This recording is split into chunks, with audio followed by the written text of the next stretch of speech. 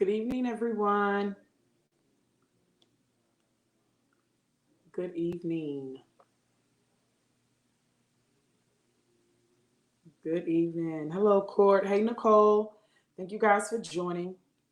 As you get on, if you don't mind sharing this live, this is part two of the Speed of Purpose with a special guest, our special guest, Teona Rodgers. So, as I give a few more people some time to get in, if you don't mind going on and sharing this live, and I'm going to share as well. Let's see here. There we go. Hey, Adrian. Thank you for joining. Ron. Hello, hello. Hey, Emmy. Thank you. Thank you so much. Thank you guys for your support. Certainly appreciate it. Again, as you get on, if you don't mind sharing this live, the Speed of Purpose with the amazing Teona Rodgers. We're going to bring her in very shortly, but I just want to give a few more people some time to get in. Invite your friends if you have friends that have young children who are aspiring in athletics or in anything. This is something they need to really listen to. Tonight is going to be so amazing. You will get to hear the second part of her life, the Speed of Purpose, last week. And I'm going to recap once I bring her in. But the second part is just going to touch so many lives as her whole life story will. But how understanding God's purpose for your life and accepting it is something that cannot be compared to. She is in such a great place in her life, being able to accept God's purpose. So again, as you are coming in, if you don't mind sharing, again, thank you guys for joining again. I appreciate you. Share if you don't mind. Put my glasses on. Hey, Ebony, missed you guys. Happy anniversary. I'm glad though that I'm sure y'all had an amazing time. Angel, hey, Shamika, hey, Eddie. Thank you guys for joining. Again, invite your friends, invite your enemies, your cousins, your aunties, all of them. Invite them all. Invite them all. It's in about one more minute. We're going to go ahead and bring her in. For those of you who are just joining, thank you again for joining us for part two of the Speed of Purpose. We have special guest Teona Rodgers with us, and she will be sharing part two of her life story thus far, about how God brings her through so many trials, triumphs, and just amazing things. Last week, she was able to share a lot of her story. We did have a lot of feedback from parents with young children, as well as other parents. We did also a playback the next day, which we may do for tomorrow as well. And it really touched lives. We had a lot of inbox asking questions. I'm sure she had people who saying, hey, can I call you, let you speak with my child? She also was able to reach out to some children. And this is what living in the life of Christ is about, being able to be an ensample and an example, being able to take what you've gone through and heighten it based on God's purpose for your life, and then being able to be an example for those who do not understand the speed of purpose when it comes to God plan for your life. So I'm going to go ahead and get started. And you guys, I want you to just welcome with me really quick, Teona Rodgers, our guest from last week. Yes, she'll be coming in very shortly. Hey, how's it? Hey, great. Hey, I'm good. Blessed. Yes, I can tell you look beautiful today. Oh, thank you. Yes. So, you guys, welcome Teona Rodgers. She, again, this is part two of the Speed of Purpose. God has really done such a mighty work in her life. In the time that I've known her, mind you, I've heard of her before I actually met her. But her life story is one that will touch many lives. On last week, she told the first part of her story, and I'll recap a little bit and then give her a chance to recap, and then we're gonna get in the meat of where she is, where God has taken her, in the speed of purpose.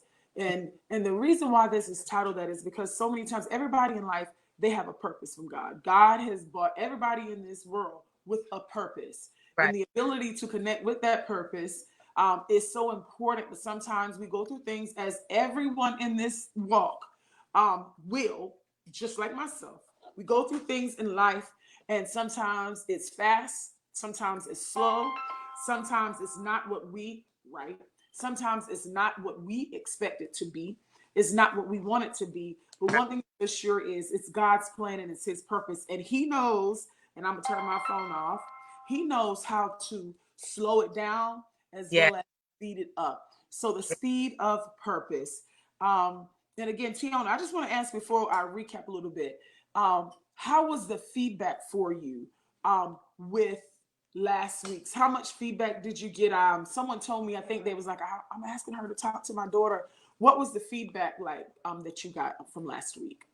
It was actually great feedback. A lot of people did reach out to me who either have kids in high school now who are finding it, or the ones who is about to go to the collegiate level and trying to maintain that balance. So I actually had a few that reached out. But what I say is, I don't mind talking to your kids. That's actually what I'm here for. It's just I want them to contact me. That way I know that they're ready to receive what I say. Because I mean, I'm available and I'm ready to talk at any point in time, but only God knows when that heart has been prepared to receive.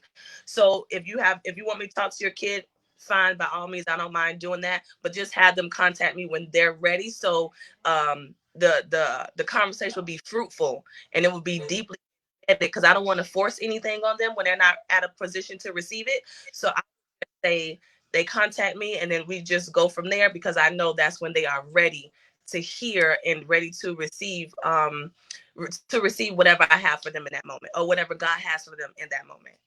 That's So amazing. That's amazing. I think that's a great point.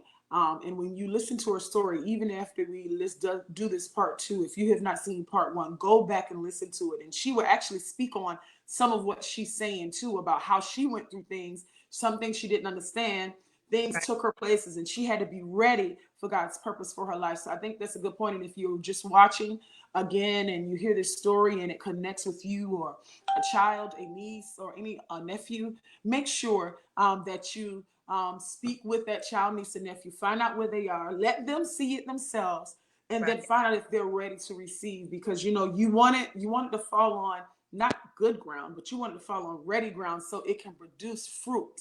Otherwise, Yes. fruitless, and they're not ready. So Yes. I'm going to give a quick recap and we're going to jump in. Last week, she spoke about how coming into middle school, and again, we talked about initially how people ask, what you want to be when you grow up, and it was just the basic things, a doctor, lawyer, whatever it is, because you really don't know, even though God has already put an identity in each one of us. And how in middle school, a coach said, hey, look like you might be able to do something. You might want to consider track. She immediately plugged into that, and that became an entrance, a genesis, a beginning of what God had started for her that leads her into her purpose now.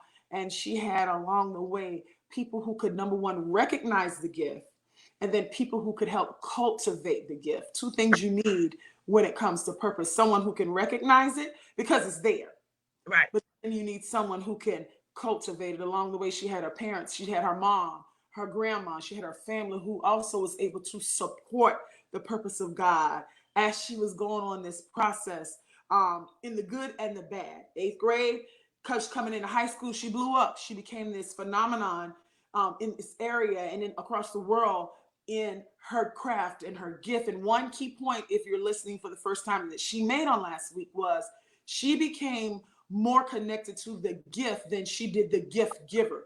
Great Mhm. point. She made that last week. She became more connected to the gift than the gift giver. And that's when it was like, boom, it all not fell, but it was God changed the speed. He changed it from two, how you go one, two, it went from three when you ain't got to shift gears no more to like, let me break this back down for you. She Right. went back to gear one.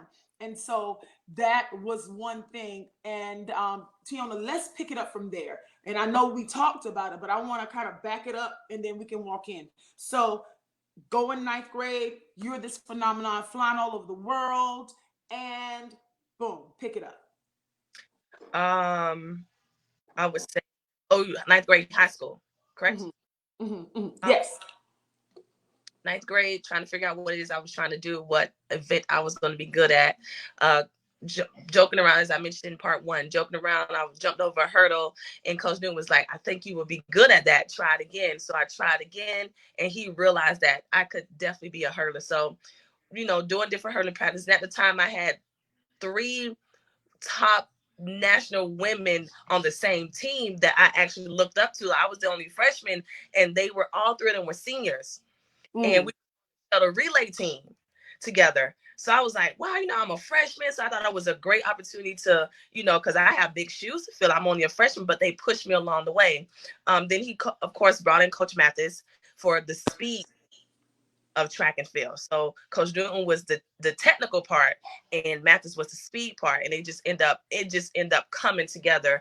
I remember my sophomore year at state, and I think I got fourth. I got fourth place.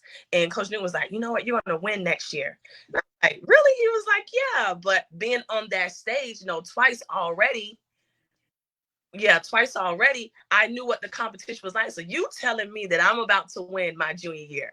Okay, I Mm. don't. But neither here or there. Let's try it out. And then that's when he had me, go into cross country. Cross country is great for track and field athletes. It helped build that stamina. It helped expand your lung capacity. It is really good, especially Mm-hmm.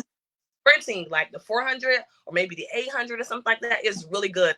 Even for even other sports, it'll still help build your stamina. So they got us in track and field, and I was like, my body felt different, everything felt different, and I began to feel like a champion. But it wasn't until I was able to bypass that feeling of losing, and also bypass the feeling of rejecting my own ability.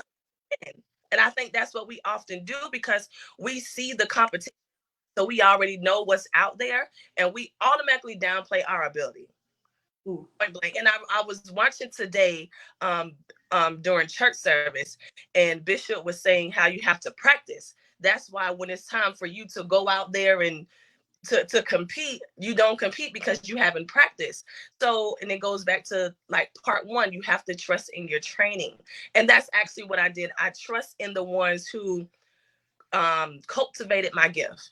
I trust them to know that they knew exactly what it would take for me to get to this next level. I didn't know at the time. I was just running and stopping when they told me to run and stop. But they knew, and I appreciated them so much so. Mm. Yeah. And I, So go ahead. So they cultivated. They saw the gift. They cultivated the gift, and you trust the training that they gave. And that's the important part about purpose, is that, like you said, when it feels like you have, because all of us do this, all of us will compare ourselves to something, especially when it's something like, oh, I don't look like her, oh, I can't run like him, oh right, man, he can do this and I can't do it. But when you can trust in, she trusted in her coaches who got placed in her way on the path. right, She trusted that they had what she needed. If they were good enough to recognize the gift, what makes you think they weren't good enough to cultivate the gift? Now, again, that's not always across the board, but even when Coach Newton did not have, I guess, what he felt could fully exacerbate the gift, make it bigger, he said, hey, this gift is bigger than what I can handle, but let me bring someone in. And she was able to trust. That is a big word in purpose. Trust. The yeah, speed of purpose. You gotta trust when it don't look like it. You yeah, gotta trust that God has your life in his hands and your purpose in his hands. So you trusted that what your coaches were telling you was enough. right, Thus, you became this national champion. You became this young woman breaking records again. And I said it before, all you got to do is walk out at work, and it ain't come down yet. And they replace him every time somebody break a record, and it has not come down yet. You trusted that training that took you to places that you would have never gone before. Good point. You got to trust. So you trust. You have now, your gift is elevated because you trust, you're doing the right things, you're practicing, you have the right heart, you got the focus, mm-hmm, and it's now time to move to the next level. Because see, in purpose, once you learn, it's not about staying at the same, and I hate to say level, you know how people, you go from glory to glory, level to level. It's not about that. It's not about staying there, But okay, now that I have completed on this level, now I have to step up to the next level. Right. And that required um, some interest from colleges that Mm-hmm. you got. Mm-hmm. Talk a little bit about what happened when you now had trusted your training, your competition had proven that you practice, Mm-hmm. you put in the work because you were winning, flying all over the country, and then it's time for you to receive partial benefit of what you now have put the work in by being able to go to college for free. And then tell us what happens. Right. I'll have to say this because I don't think a lot of people know this. I believe it was my senior year, no, it had to be my senior year, right before district. So, in high school, in order for you to go to regionals, you have to do district. Mm-hmm. Start off with districts first. And it was like a tradition right before district, the last practice, we just goof off with water balls with water balloons and stuff, right? So that's what we're doing. We're goofing off, and I end up breaking my toe. I broke two of my toes, and it was like it ended up going like that. So I'm Jeez. crying. And I was like, "It's dishes coming up," and Coach knew, and he was like, "You better take those two toes together, take some ibuprofen because you're running tomorrow." And I was like, "I don't know how I'm gonna do this." So on the bus ride home, I get home, we're icing and we're elevating, and Coach Newton and Coach Mathis, they checking on me, they're texting, "Hey, you okay? Make sure you do this, make sure you do that, make sure you sleep leg 9 degrees," and all the us. So I'm like, okay, next morning feet were swollen. I couldn't even put my feet in my shoes. So I don't Wow. know how. And at this time, I don't want to say I'm carrying the team on my back because we had some phenomenal athletes, that graduated '07 with me, great athletes. But I was very high up, you know Mhm. and it was my senior because you have the scouts out and everybody's looking. And when I was running, I didn't feel it. When I stopped, the pain was excruciating. So I had to keep my toes and keep taking, ibuprofen for the pain to subside. We're doing triple jump. When you triple jump is one then the other. But dragging that foot, so I scored no points in triple jump. Now it's time for me to do the hurdles. And I'm trying to warm up, but I don't want to put too much pressure on it. So I'm trying to warm up, and it hurt. Like it was bad. It was really bad. But I knew I had a team that was counting on me to do what they knew that I can do. So I get out there, and I'll end up winning the hurdles, winning the 200. We did great in the 4x, and then it's time for regionals. And then it's time for state. And by the time it got to state, like I couldn't have surgery on my foot because, of course, the doctor will have ordered no movement on your foot. That was the last resort. But by the time we got to state, I just had my toes taped up. And state meet is when I got the state record. Mm. And I ran a PR for myself in a 200, and I was able to, become victorious over my ancient rivals who I love to death, but competing against each other for a long time.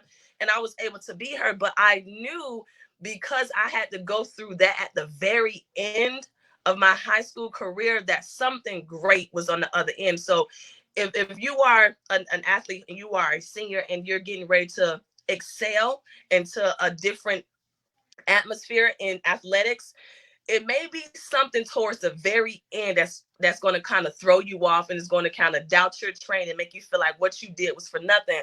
But you have to ignite that thing in you, the God in you, ignite it and say, you know what? No, I'm going to do this. I'm going Mhm. I'm going to make it all the way to the end. And you just push all the way through until the whistle's blown, until the lights come on in the stadium and they start handing out awards. But you push all the way through. I promise you, it is going to be worth it. And then whenever the recruiters come, they say, well, hey, why weren't you, what happened, so to speak? You can say, well, I broke this or I broke that, but I still went out there and gave it my best. And that in itself speaks volume of your character. It speaks volume of your desire to win. It speaks volume of that potential that you have in you, because just to say you go out there and you do great, they be like, well, I can imagine what he or she could have done if that wasn't happening. Or you Mhm. go out there and win, and they don't even know that you're running with two broken toes. So whenever it's time for you to elevate in something, rather it's in athletics or rather it's in life in general, it's going to, at the very end, something's going to attack. The enemy's going to try to attack, but you have to stand firm and trust your. and trust the God that we serve, trust your Bible study, trust your praise and worship, trust all that stuff that you have ingrained in yourself over that period of time to be able to get you through. Because that's why we train. That's why it's called muscle memory. In those times where, okay, look, we don't know what to do. Don't worry about it. Your muscles got it. Don't worry about it. It also has it. That's good. And so, and it's so good. So the point she's making is in purpose, Yeah. you are going to be attacked. See, the enemy is okay with you knowing your purpose. He's Right. okay even with you kind of getting connected. But if he can't win on one end, then Yeah. he'll throw something on the second end. And Right. as long as you keep in the forefront knowing that is your purpose, like she said, getting 100% in your training, Yeah. giving it all to God, even when you meet the rough times, guess what? You're going to have enough speed to run over that speed bump so that it don't stop your purpose. The speed of purpose. Yeah. So she is running with two broke toes. And Yeah. I know because it's like back to back. And listen to this. When you're running in those districts and state and regions, you're not running one time, Right. especially states and regions, you're running rounds. So Yeah. you can end up, if you're running one event, most time you either end up running 2 or 3 times for that one event. And if you multiply that times 3, you're Yeah. talking about running 9 times possibly, especially if you going every time Yes. in one day. That is not easy. No. I had a daughter, and you are right because the same thing happened to Aria.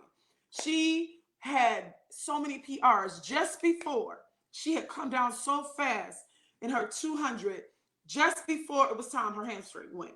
Mm-hmm. And it was like, what in the world?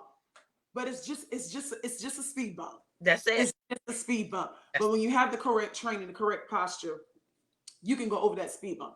So now you become victorious. yeah. Um, all of these recruits are out here. Mm-hmm. You're able to say, "Hey, I did the best I can," and you broke your records. You were able to. What's the state record? Is it in the hurdles that you Yes. got in the hurdles on the highest level? Like that ain't nothing else you could do in high school. When Right. you're number one in the state, you're number one in the state.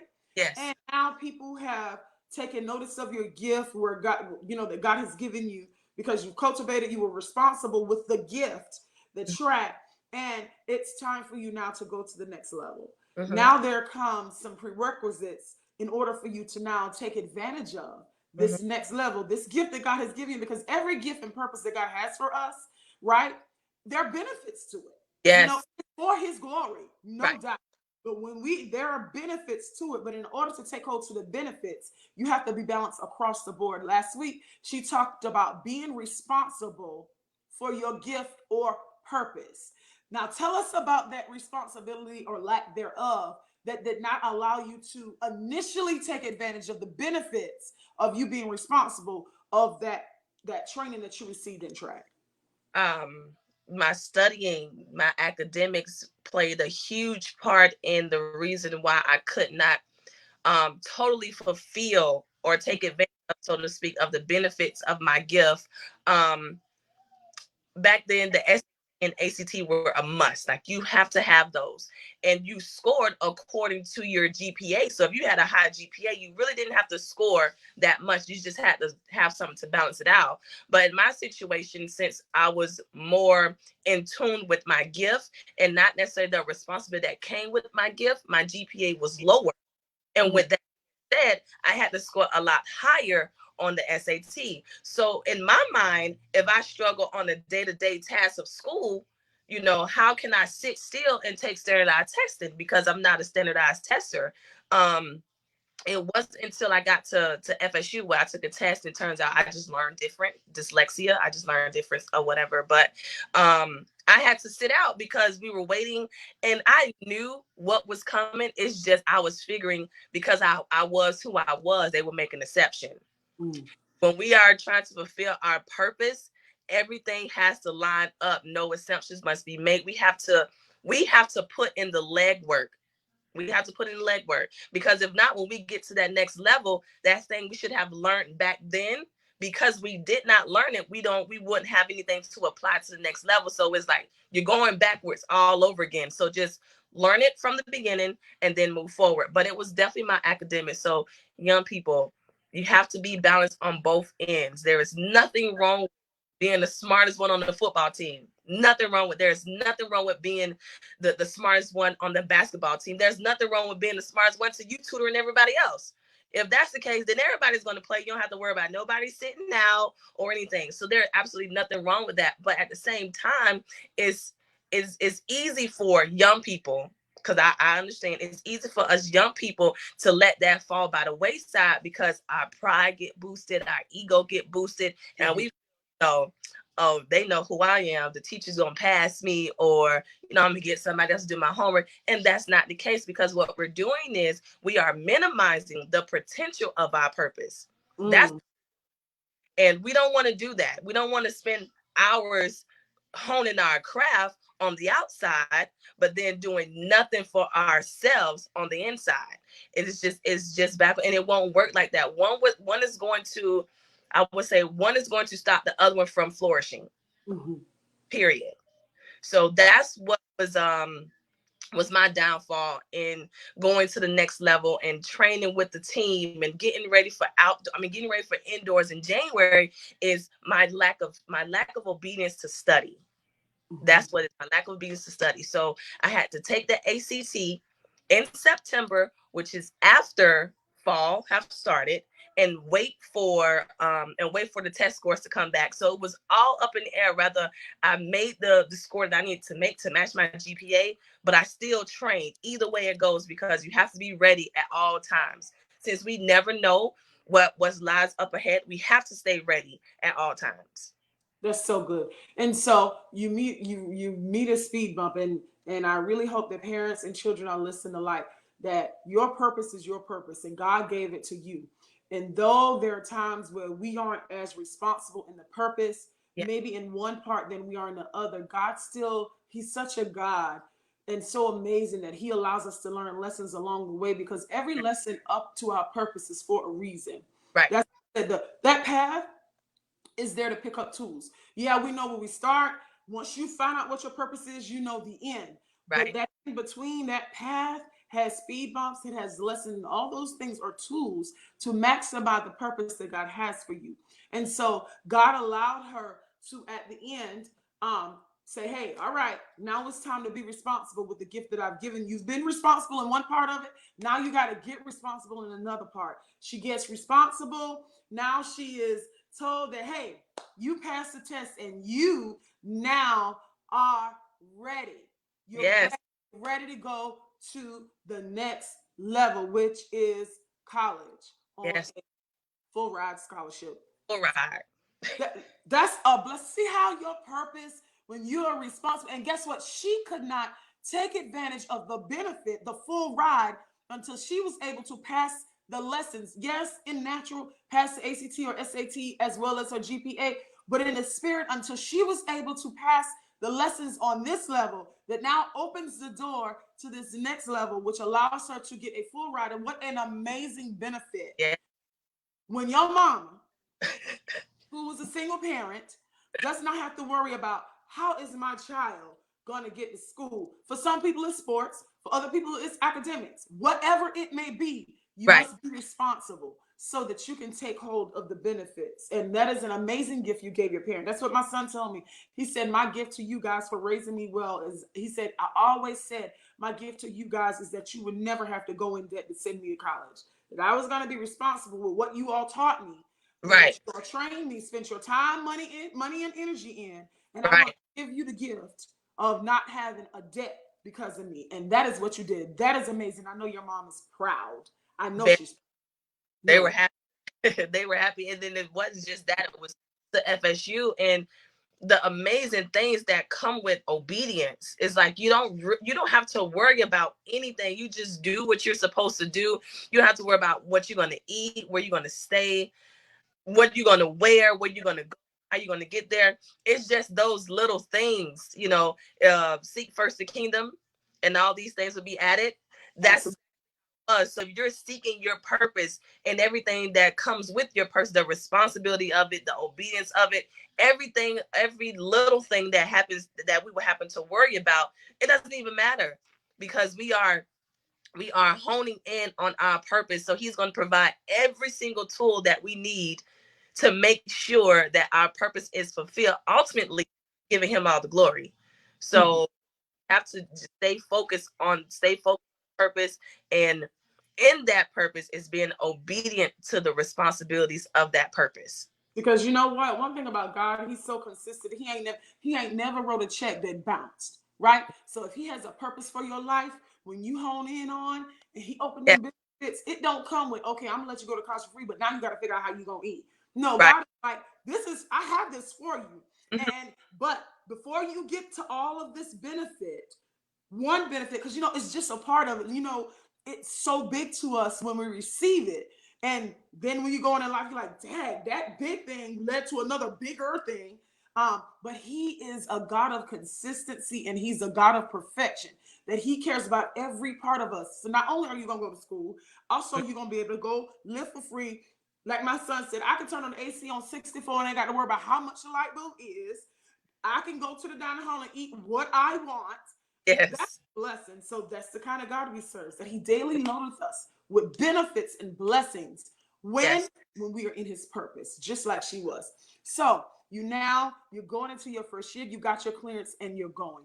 Let's talk about we know, me and you and some other, we know where you are now, but let's talk about the genesis of that college, what it Mm-hmm. was like. You talked about last week at the end of, you know, your ability to not have to be able to start in the fall was able to bring your ego down, and then it made you refocus, and you get in and say, okay, I can get in, I'm ready. Because not only when you were on pause to be responsible in the second area of your life to take advantage of the benefits, it Right, also caused you to refocus on right. things. So it wasn't like you were hurt a little bit, you said that, but then Hmm. you were able to bounce back and say, hold up, I still got to train. So Right, when I go, I'm ready. right. See, because what happens is when we meet speed bumps, some of us, and it's natural sometimes, but we get depressed. But you don't understand that right around the corner, when you meet that thing and you become responsible, now you're going to be required to act on Yeah, what you were waiting on. right, And you were responsible enough to say, I'm still going to train. Because I right. know when I hit school in January, it's about to be on. So Yep. let's start there. Take us to your freshman and your sophomore year and the things that happen as we talk about the speed of purpose in your life. Freshman year was great. Came in, got accustomed to indoor, because prior to that, I did indoor one time at Nike Invite, and it was good. It was on a flat track, but then we're talking about on a bank track. Mm. Those are some beautiful tracks. I feel like Arkansas had the best bank track, but it was a beautiful experience, and I was just so grateful that I could actually have that experience and being able to share that experience with my family. And just the atmosphere is completely different. Like from high school to college, the atmosphere itself is just completely different, because you're in the same room with people that eat, sleep, and breathe track and like Mm. outside distraction. This is something they want to do for the rest of their life, and you can feel it and you gravitate towards it because it's the same thing that you want to do. So like being in that arena, being with my team and being with my coaches, I was like, all right, Lord, this is definitely what I'm meant to do. I was so thankful that He gave me an opportunity to start right then, and I didn't have to continue to take the test. So I had to make sure I maintained that balance. Mhm. And I can honestly say, for the most part, I did maintain that balance. Freshman was good. I felt like at the collegiate level, I was getting my feet wet, getting a feel for it. So as far as competition wise, I didn't make the times that I wanted to make, but that came from fall train. I was training by myself. I wasn't with the team, so Right. it was going to come in and just get a feel for how everything was. But then that summer, it was in '08. I ended up trying out for the Junior Olympics, Mhm. and I ended up making the team. So now I was like, oh wow, this is, I can kind of make up for my other season, my collegiate season, and just go through all the summer, and it'll be great if I win. Like it'll be great if I was still on this athletic high from the season. 'Cause, competition really don't stop really. Right. It's going. So I was still on this high, and I was training, and it felt good to be with a team, training every single day. And I was just really grateful for the experience. So we going over to Poland, and I'm traveling, and I'm on this plane for long hours, just soaking up the experience. And I was like, still mostly in awe that I was able to get that experience even after everything leading up to that. So we go to Poland. The weather is different. We all the seasons in one day. Billions of athletes out there. I was looking around. And I was like, okay, so what is going on here? I didn't come. We were there for, I want to say, 9 to 12 days, and I really didn't compete until like day 5. So Mm. getting up, going back, practicing, going over a few hurdles, and I felt really good. I was like, okay, it's a chance I can actually win this thing. And I'm looking around at the different athletes from the different countries and just seeing how they do. And I was more so in awestruck. And my coach looked at me, she was like, snap out of it. But I was like, this is the big stage for, freshmen's junior Olympics. Mm-hmm. Worlds. It's a big thing. But we trained, and then I got through round 1, got through round 2, and then we here at the finals, and I don't know what came over me, but they told us to get in our blocks. So I get in the blocks, but I remember myself slapping the ground hard 3 times. I don't know. I don't something else took over. But it was that fight in me that I was like, I done made it this far. There is no way I'm going to let my family down. There is no way. And they shot the gun, and I just took off running. No sense of direction. I don't even remember jumping over the hurdles. I don't remember none of that. I just took off running, and before I knew it, I was at the finish line, and it was close. It was me in the middle, and then 2 Jamaican athletes and it was me in the middle. And I felt like I won, but I wasn't sure. But I celebrated anyway because I felt like I had won. And then when I looked at the times, all athletes, when it's close, we stop and we look up at the time, and we don't turn our heads until them times come up on the jumbo screen.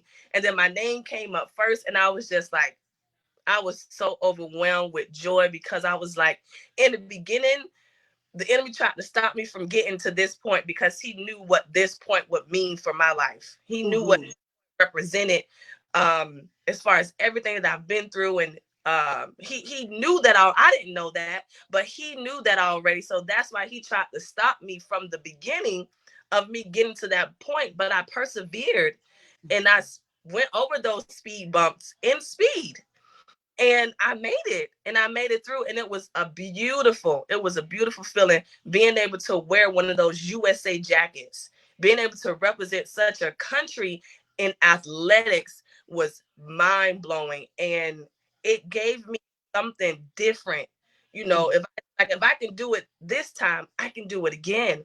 But I Mm-hmm. had to remember, I had to be balanced. As long as I was balanced, everything else came into play. But the moment the scale got tilted either this way or that way, I felt the difference. You Mm-hmm. guys will feel a difference when it's not right. You probably won't be able to pinpoint it, but you have to go back through your to-do list and say, what am I not doing that I normally do? And Mm-hmm. then, okay, that's what that is. I need to continue to do that, even though it's going to be time consuming, and I understand, but it's going to keep you on balance. It's going to keep you on track, and it's definitely going to keep you motivated because the area that we love so much is not going to fall. It's not. It's going to stay in balance, so we don't have to worry about that.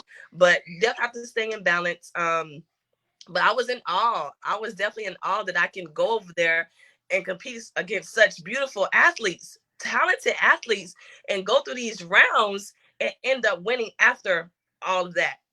Not Wow. training in the fall and then coming back in the summer and winning World Juniors. And what a way for God to really confirm to you, affirm to you, and really give you the push that you need, that your work is not in vain. Your labor is not in vain as long as you stay connected, you stay balanced. And so Right, you win and you're an Olympian. And that is one of the highest pinnacles. I mean, even though you may say, well, people may say, well, it was just Junior Olympics. Like, you don't understand. right. You You don't. you're not competing against just people in your country. Just okay, somebody from California. You're competing against the best of the best in the world, and to Yeah, be able to make it in through 3 rounds, your body having to adjust to time zone changes and right, weather changes, the mental state, being on a plane for 12, 14, 16, sometimes hours, and then your body is trying to understand that, hold up, this ain't the time that we run, we compete. This is the time I'm resting. So your body, because again, your body is a living organism. People think, no, your body has muscle memory. It understands the time and all of that. And so to be able to come past that And God takes you and say, because of your labor, because of your work, even with your speed bumps, here's the benefit. Boom. And you win. And it's like, whoa, something many people dream of but never experience. And you win. And so after you win and you come home with the goal, probably, and I'm sure you probably was like, hold up, let me go to sleep, wake back up. Did I really win this? I can only imagine. Yeah. What happened when you came back home and then went into your sophomore year in college? Oh, so it catapulted my sophomore year. My sophomore year was a fantastic year. It was a great year. It was the energy, the correct amount of energy that I needed for Mm-hmm. me to know without a shadow of a doubt that I was going to be something fantastic to watch out for my sophomore year. And that's exactly what it was. I end up winning the ACC in the 200 outdoor. My hurdle times indoor was coming down. Um, my 200 indoor time was coming down. I was really good getting myself in shape for the 200 by running the 4x4. And my coach would tell you, when it came down to the 4x4, Teona got missing. See, I don't know if I went home or I went and took a nap. I don't know what I did, but she knew that if she did not get me before, I think it's a 600, that's before the 4x4 or something like that. If she didn't have my attention by then, she wasn't going to get it because I did not want to do that. But I realized that that very thing that I hated to do helped me in a different area, because my 200 was, it was, y'all 200 runners know, when you run that 400 for endurance and speed, it does something to your 200 time. But that also go towards, the speed of purpose. It's going to be some things that we ain't going to want to do, Come you know, on. be a benefit to what it is that we really want to do. It's going to make us sharper in that area of our purpose. It's going to make us more keener and more aware and more alert, so we can recognize those opportunities that we need to seize. But it's not until we do something that's out of our element that sharpens that. And Mm, it helped. 400 definitely helped me in the 200. And my sophomore year was a great year. I can definitely that's say a great year. that is such an amazing point. Of course, I'm not no track runner, nothing like that. But my husband, and he always says, I see people, especially when they're doing quick, short, fast workouts, and it's like you running the 30 or the 40, and it's like, ooh, that's fast. Or when you've worked out for a long time, it's like, okay, you got speed, but let me see if you can endure that speed. Because you might be able to go for, but it's 100 meters. If you run or a 200-meter race, you got to be able to hold that speed and endure that thing, so that you can win in the end. It ain't enough to be able to do it for 40 meters. No, you need to do it for 200 meters. But Yes. again, then you had to accept the fact that I needed to do something that I was not necessarily called. It wasn't my gift per se, Right. but it was an additive. It was an elective that helps me sharpen and qualify me for the Yes. gift and the purpose that God has given me. And that's exactly what you said. If you are listening, understand this. Um, there are things that you will have to do Mm-hmm. that now qualifies you to not just participate in what you're called in, but excel in what you're called in. The Right. 400 allowed her to excel and open up her capacity to breathe. You need air. It opened up her ability to endure the speed that she had, that she could endure it for 200 meters, which allowed her to win. So if you're listening, if you're running, if you play football, and this is a big one for my husband, you play football, run track. It doesn't matter that you're trying to go to college for track. It allows you to slow the game down so Yep. you can now compete on a higher level than if you did not run track. If you do one event, you have do a second event. It allows you to sharpen the things that you're not even aware of, that will help you in the purpose, the main gift, your main events that you had, and it caused you to be victorious. It's Yeah. always the thing that we don't want to do that gives us the victory. Right. It's It really, always, man, that's such a great point. Such a great point. So now let's talk about connections. Let's kind of get into, we know where you ended up, how, the season that you came out of, and the season you're in. Tell me about your junior year going into your senior year and things that when it start turning for you. And it's like, okay, hold on a minute, that then leaded you to things that are later on in your life. Distraction. You have to, it was I was distracted. And you would think after coming off such a pinnacle in my sophomore year that nothing should have been able to distract me the way that it did. But Mm-hmm. it um and when it comes down to distractions, they come in nice blue boxes with red bow on it. Distraction look good, and you are an adult, and you're like, well, I've been doing this great, I might want to reward myself. So we end up doing that. We end up rewarding ourselves, but before you know it, that reward turns into a distraction. So I end up getting distracted, big time distracted. And my crowd of people started, it became different. I Mm. didn't hang out with just the track and field athletes who were doing what they were supposed to do, because I felt like it was boring and I wanted more. Me being satisfied as a full-time athlete, um, it wasn't enough. So my Mm. circumstances changed. And nothing against my friends, because that was my decision. But no, they wasn't runners. They have done with school or whatnot, and my circle of friends changed, and I started to explore college. I started to enjoy the college scenery, but at the same time, I'm coming to practice. I'm coming to practice, but it wasn't balanced. My scale got tilted to where enjoying my college atmosphere overweighed my purpose. Mm.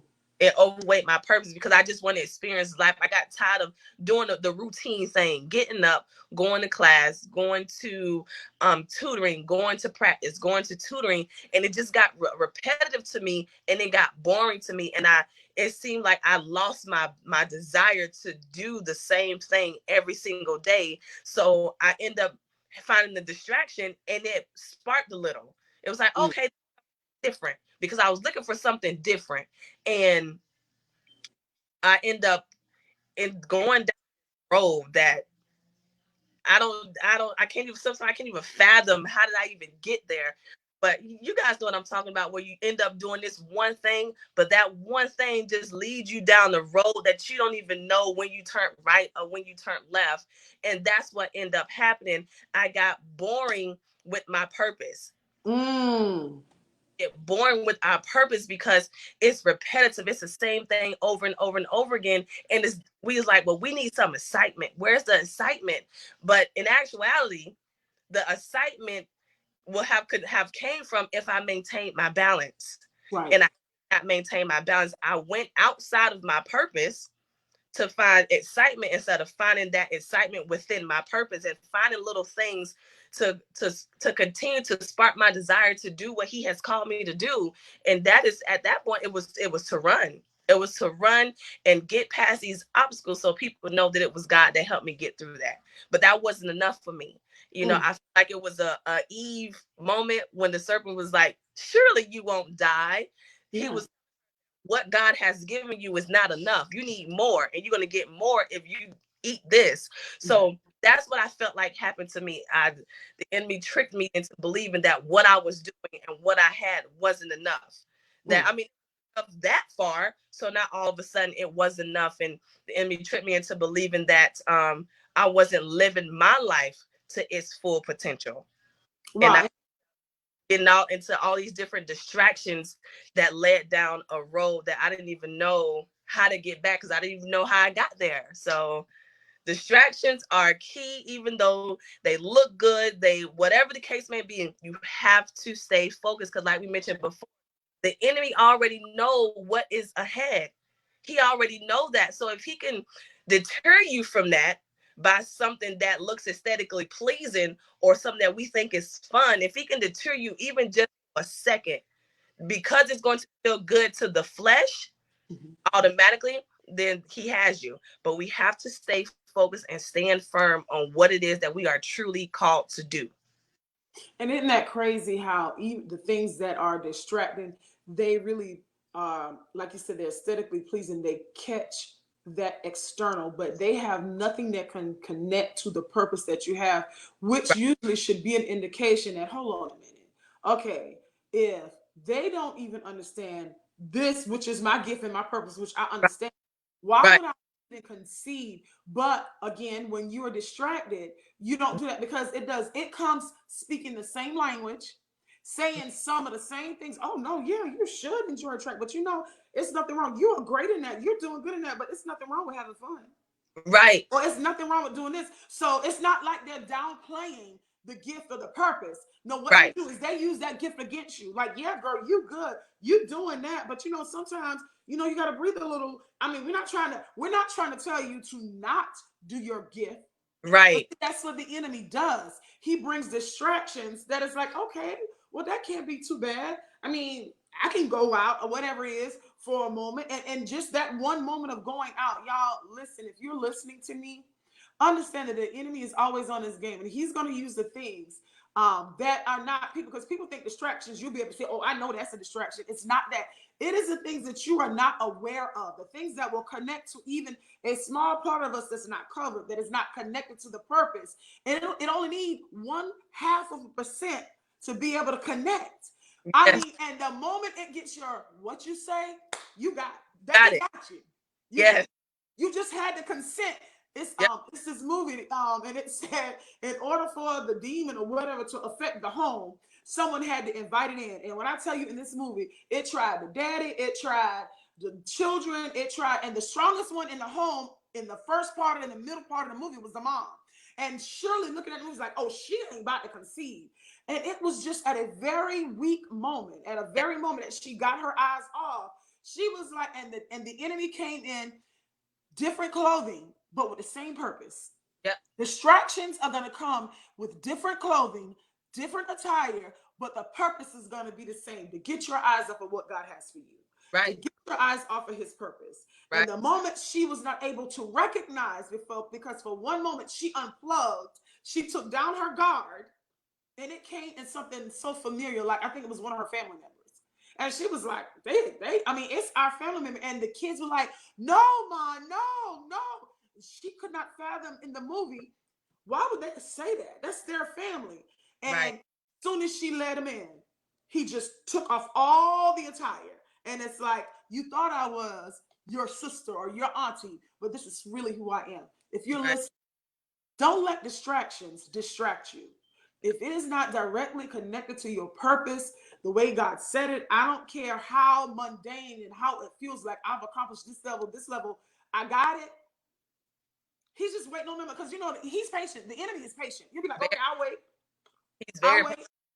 Wait for that moment. And he's watching out every move. And so you get distracted, whether it be through connection of the wrong people, which is what you said, and that distraction in your junior year, which really should have, because eventually you should have been coming up to an Olympic year, I'm assuming, yep. should have been able to catapult you into the next level of Right. what maybe what at that moment you thought God had for you, or what everybody would think, oh, she got that, she going to that, Right. because that's how we do, it's what we see. um and so your junior year you get distracted. Now, did it affect your times and you, because you said you still went to some of your trainings, how did it affect you with your training and with your purpose as far as track? Oh, it affected tremendously because while in the time of trying to live my college life, I didn't get any rest. Mm. My habits they went to crap. The things that I was putting into my body, definitely did not help when I went to practice, and it showed that my diet had just went down south. So it got times where doing simple activities, I end up pulling something or straining something or hurting something because I was no longer taking care of my body. Mm.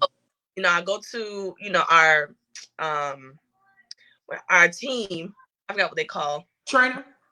our team, do the massages for Yes. therapy and all other stuff. And I go to them and they'll help me. But I knew why my body was reacting to it the way that it was. But I was just on this fast track where I could not stop doing what I was doing for the betterment of my purpose. I was like on this fast track and didn't know how to stop. I didn't know how to get off the roller coaster. So it affected my times. It came to a point where, they don't want us to attempt practice when we're hurt. They don't want us to do. So they'll sit us out, tell us to go to rehab, and we'll go from there. But that's what happened. I feel like I spent most of my junior year in rehab because I was no longer taking care of my body. Mm. Mm. Hmm. And, and so you physically, so it affected you mentally, it affects you physically, just because you were distracted. And it's one thing, it's something to get someplace, don't know how you got there, and it feels like you do not know how to get back. And most times that is the case, because it's like, how do I even know how to trace back when I don't even understand what the origin is? I was so distracted for a moment, I don't even know where this began. And the enemy is like that. He's the chief deceiver, right? Right. And so he is so great at disguising that we don't even know, well, what was the infancy of this path that I've taken. And so your junior year, do that. And okay, and so talk to me, lead us into, so we know where you are now, so lead us into what took you from, okay, so your junior year, then go senior year and after. What took you from the track, now it's you're distracted, your times aren't good, junior year you're hurt. Now take us from that point on, your senior year, and then a little in after. A senior year, I just, of course, when you are a full time athlete and you're on a full scholarship, it's certain things. We're going back to the grades again. You have certain grade point average. But being the fact I was on this fast track on a different road, my grades once again end up slipping. And it's my senior year, and everybody know your senior year as a college athlete, that's like the end of collegiate but the beginning of your professional, all at NCAA, national meet or whatnot. So but my grades end up slipping. I was completely off balance, so I didn't even run. I couldn't even run. And I don't even think that they took me to the track meet, to be honest with you. I don't think I could have done any of that. My thing was to stay back, to study and get my body back right. And then we'll go from there. So because I was still at that point focusing on my gift and not the gift giver, track and field was something that I always had, and I never really imagined my life without track and field. But Mm-hmm. in moment of not being able to run my senior year, I had to realize that this is not, track and field is not going to be it for me. Track and field is not going to be my bread and butter to move my mom out the hood and do all this other stuff. I have to do something else. But my grades are slipping, so I lost track and field, and I'm on a way of getting like pretty much kicked out of school because my grade was too low, because I wasn't focused on anything but trying to live my best life. And in doing that, now I was like, okay, I end up I couldn't graduate because didn't have the GPA needed to graduate. Mm-hmm. And they let me walk though. They let me walk, but I didn't get my diploma. I mean my degree. And now I'm like, okay, now I gotta work. Now I have to work. I don't know nothing. I don't have any job skills because I've been an athlete, and athletes college, it's hard to get work because they say we don't have any work experience, but they don't want to give us a job to gain any work experience. So it's like this tug of war going back and forth. So I was trying to work, trying to make ends meet, and my pride got the best of me because I did not want to come back to my family as a failure. Mm. I'm the high school phenom. I'm the oldest of six, so I'm supposed to pave the way for my younger siblings. And here I am. I'm in FSU, one of the prime colleges of the country, and I throw it all to the wayside. And for what? So now I'm supposed to go back home crying to my mom like, I don't know what happened. Somebody saved me. So my pride prevented me from coming back as a failure. I stay in Tallahassee, tried to make it. And in that process of trying to make it, I got desperate. I Mm. got desperate to find my own place because I'm no longer under FSU anymore, to find my own place. And that's when the life of crime started. Mm. I started doing little things here and there for profit. And again, I'm going even further down this dark tunnel, and I'm going even faster down this dark tunnel because I'm trying to figure out how am I going to survive in Tallahassee with no family, no income, no Mm. work experience. All I have is my car. That's it. That's all I have. So I end up living a life of crime, and I did that for like, I'll say 4 years, 4 years or 3 years after I graduated FSU, after I walked the stage of FSU, and up and down with state this and probation this. And I could just never plant my feet long enough because I have not truly submitted back to my purpose. I was Mm. figure it all out on my own outside of my purpose, and it didn't work that way. So I was literally, guys, I was in and out of county jail. I don't I'm not happy to say that. I'm glad that it happened the way that it was supposed to happen because I got a chance to experience God on another level. But I was in and out of county jail. I was violating probation in this area, losing my license in this area, and just doing some of the silliest things. All my pride. Pride is a big, oh man, it is a huge enemy to purpose. It really is. It is it's not a it's a bad enemy to have living within you and calling all the shots because it does not make decisions for the betterment of the long-term goal. It's short-term only.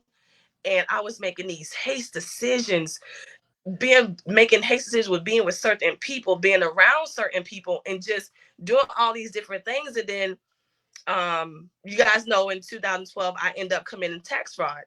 In the midst of that, I felt like, we say, oh, I'm just gonna do it this one time and it's gonna set me afloat and I'm gonna get a job. And we all say that just this one time. But when we see how easy it was that one time, we did it again and again, especially without getting caught, and again, to the point where I was like, okay, you know what? I don't want to do this. Mhm. Stop doing it. I I realized in 2015 that my life was not working for me in Tallahassee. It was not working. And then I transferred myself back to Tampa. My family welcomed me in open arms. They didn't feel any kind of hatred or any kind of resentment towards me. And I just let it all out. Like, this is what I've been doing. This is why I didn't come home. Mom was like, are you kidding me? Are you serious? And I just planted my feet here. Um, Life was good. I found my career in education. I was a career service specialist, helping students at Florida Career College get jobs after they finish the program. And I felt like I am meant to be an educator. I am meant to inspire people to be more than who they think they were, or I was meant to inspire people to live beyond who society say they were or what they, Mhm. because I was a living testimony in that moment with my prior state stuff. I was a testimony, and I was in an atmosphere where young adults was trying to utilize the second chance that was given to them. Mhm. They go to the community college or a 4-year university. So they went to a vocational college, got a trade, and they just wanted to use that second chance to better themselves. They had families, they had husbands and wives. And I was there to educate them, to push them along, to let them know that no matter what your record is, no matter what people have said to you, no matter what you've been through, you are who God says you are. And Mhm. if refocus back to your purpose, Mhm. there is no those who are in Christ Jesus. Mhm. We focus ourselves and rededicate our lives to Him and allow the Holy Spirit to do a new thing within us. That past has nothing to do with the future. Mm-mm. Mm-mm. Amazing. So that's so good. And you go, and when you, something that stuck out to me is that when you disconnect from your purpose, it leads you to make very irresponsible decisions because what we know is what's been placed in us, and our identity is in Christ.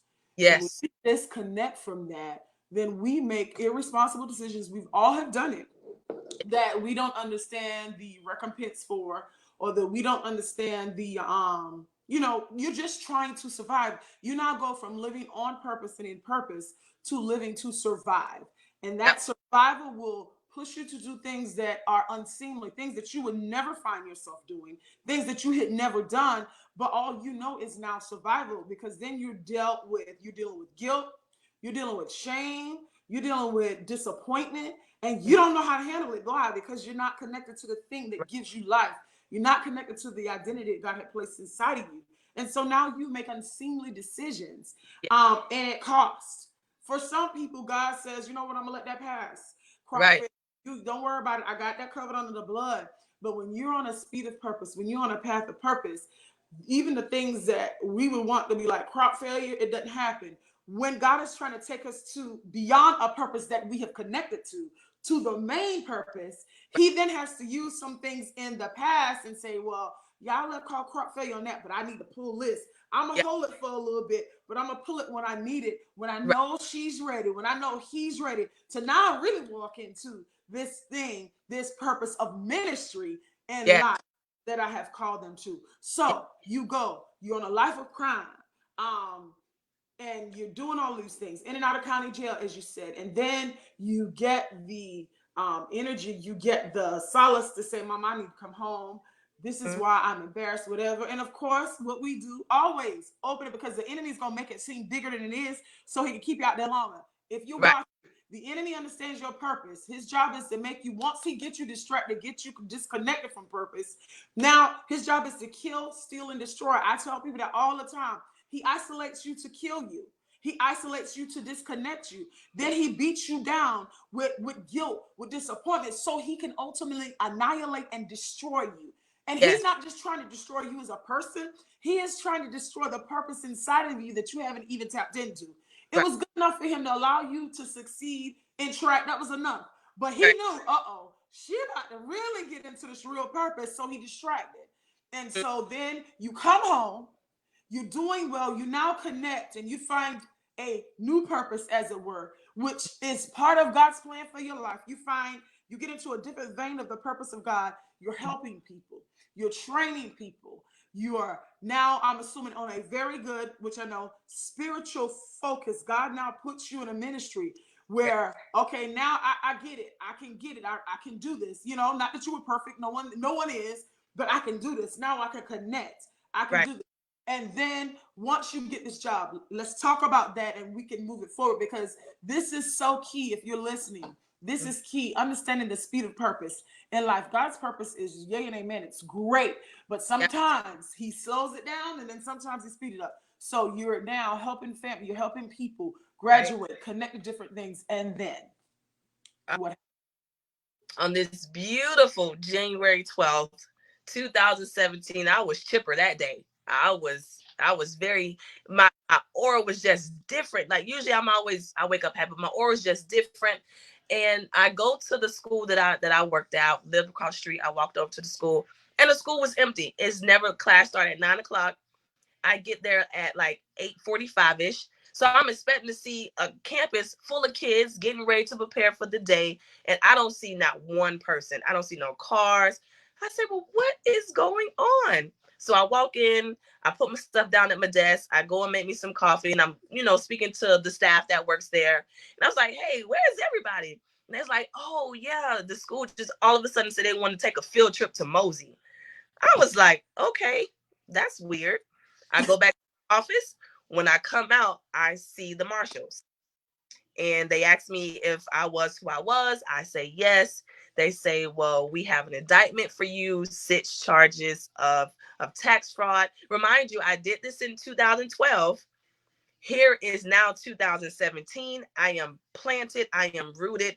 I found the church home. I am growing spiritually. I'm growing physically. I'm growing emotionally. I'm connected back into my purpose. Everything is going good. Life is going great. I was very happy. And then 5 years later, this happened.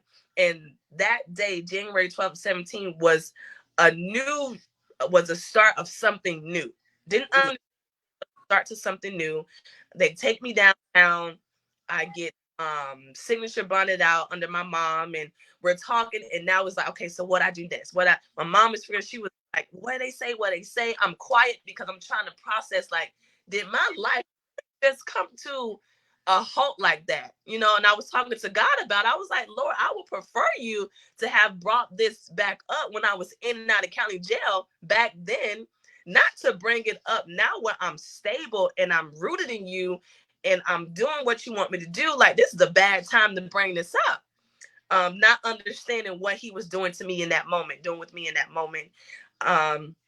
I end up going to trial because it was a lot of up and down with the prosecutors. I mean, with the U.S. attorney, a lot of up and down. I lost, and they end up giving me 6 years in federal prison. When I heard that, I actually fainted in the courtroom because I heard 75 and 51, and I put the math together, and I said, oh, that's a long time. At the time, I was 5 months pregnant when I fainted. They end up having to rush me to the hospital. to check on my kid, because I felt kind of sideways, and check my vitals and do all that other stuff, and everything checked out to be fine. I went back to the courthouse to finish the process, and he told me, he broke it down. But initially hearing that and standing in the courtroom, and I have my mom and grandma, my strong support system standing behind me, and I'm like, this is really happening. Like, and I felt like, in for a split second in that moment, like, God, you can't possibly love me. You Mm-hmm. can't. I've been doing good. Like, I've been obedient. I've been praying. I've been fasting. And this is what it is. But for a split second, I had to, after I talked to you and Bishop, I had to gather myself together. And y'all gave me some really amazing words of encouragement. And I was like, okay, I can do this. I can do this. And I get ready for trial. Now, my job is still allowing me to work there. And that was a phenomenal thing. I got arrested at my job, and they still enough to be there. And the guy was like, the campus president was like, it's because what you did not happen here. And you have done great work for us. So we're Wow. going to let you. And they end up letting me stay in there until August, when my sentencing came out, and it was on the media that I got 6 years. That's when they decided to fire me. But all in all, I was still grateful for being able to stay there for those 8 months, even though, what took place at the job. And I end up self-surrendering in October. Mm-hmm. October 17, I self-surrender. Again, I am pregnant.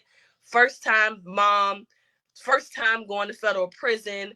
And I'm so filled with emotion, and I don't know if I was angry or depressed. I don't know if I was happy or sad. Happy because it's going to be done and over with. Sad because I have to have my kid in federal prison, and then I'm going to have to separate from my kid in purpose. But one thing that Bishop said to me that stuck out to me, we had Bible study on a Tuesday instead of a Wednesday. And he looked at me and he said, don't worry, it's going to go by really fast. He snapped his fingers. It's going to go by really fast. And before you know it, it's all going to be over. And I'm thinking to him, like, how 6 years is going to be over?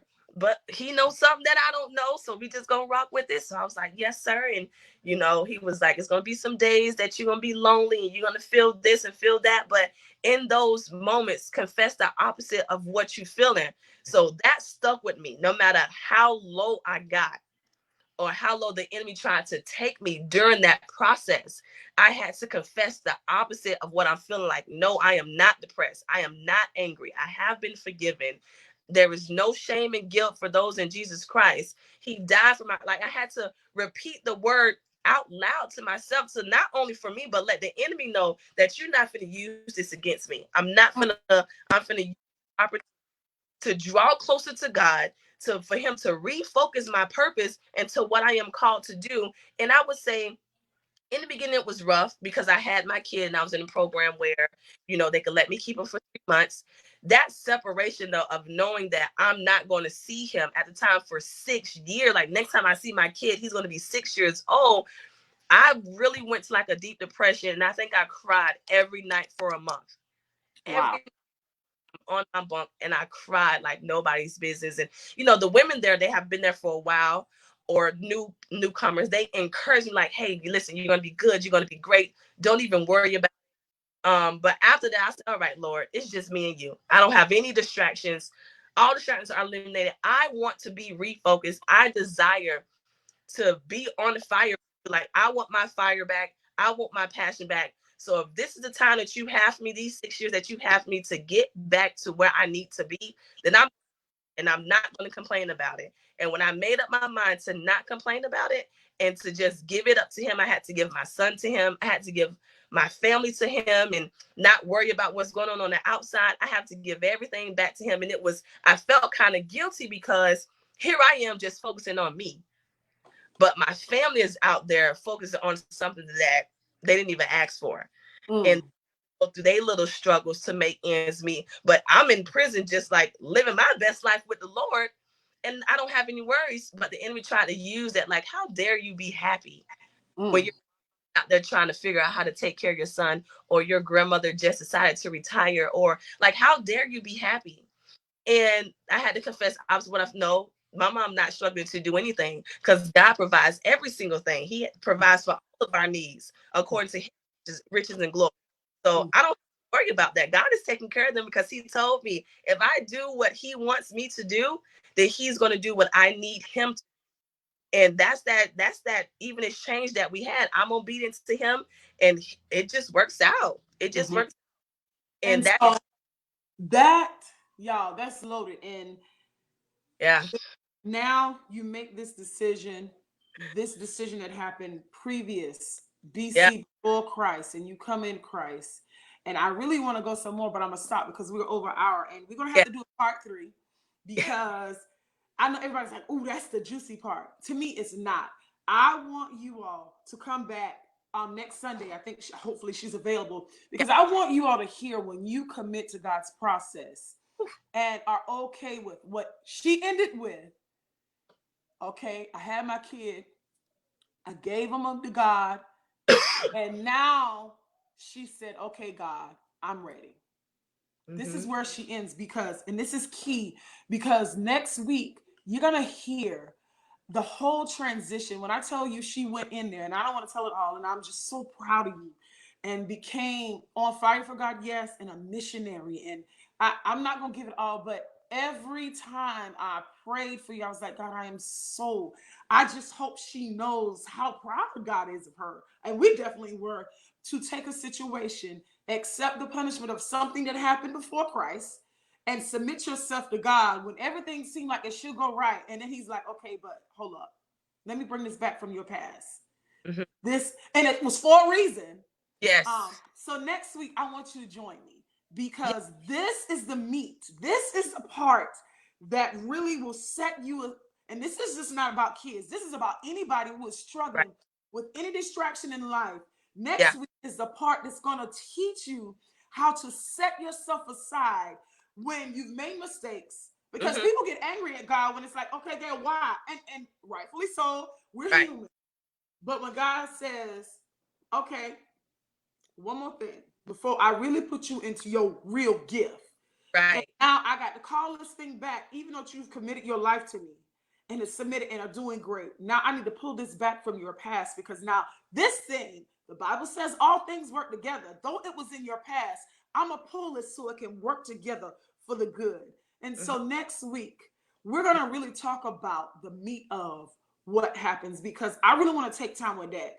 That right, seems like a small piece, but that's a heavy piece in that because I really feel like it's going to really minister. If you have family members that are struggling, that have been incarcerated, that have family members that have been incarcerated, who have did things in their life, and it ain't even about incarceration, but they did things in their life, and they can't understand how will God use me right, when I've done this, or right, I don't understand why when I committed to God, now he brings this back up and we then get mad at God and we excommunicate ourselves from him.